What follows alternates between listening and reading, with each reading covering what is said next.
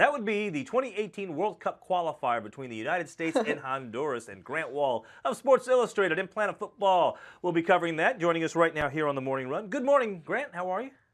Good morning, guys. How are you? Doing Morning. excellent, thank you. So, I don't want to call it a must-win. I don't know if it truly is a must-win, but it's pretty much a must-win, right? How else would you describe tonight's game for the U.S. against Honduras? This is about as close as you can get to a must-win World Cup qualifier without technically being must-win. The U.S. will not be out of World Cup 2018 if they don't win tonight, but they would really be behind the eight ball. They lost their first two qualifiers in this round back in November to Mexico and Costa Rica. Jurgen Klinsmann was fired. Bruce Arena was brought in. And, you know, if you have the basic rule in World Cup qualifying is you need to win your home games and get a tie on the road and you'll be perfectly fine.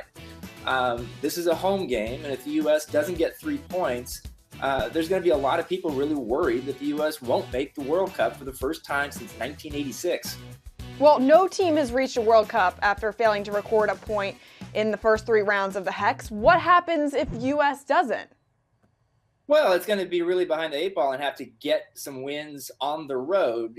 There's another game at Panama coming on Tuesday. I think the recipe that people would be very happy with at U.S. Soccer is a win tonight and a tie down in Panama on Tuesday. Get 4 points, get out of last place in the Hex.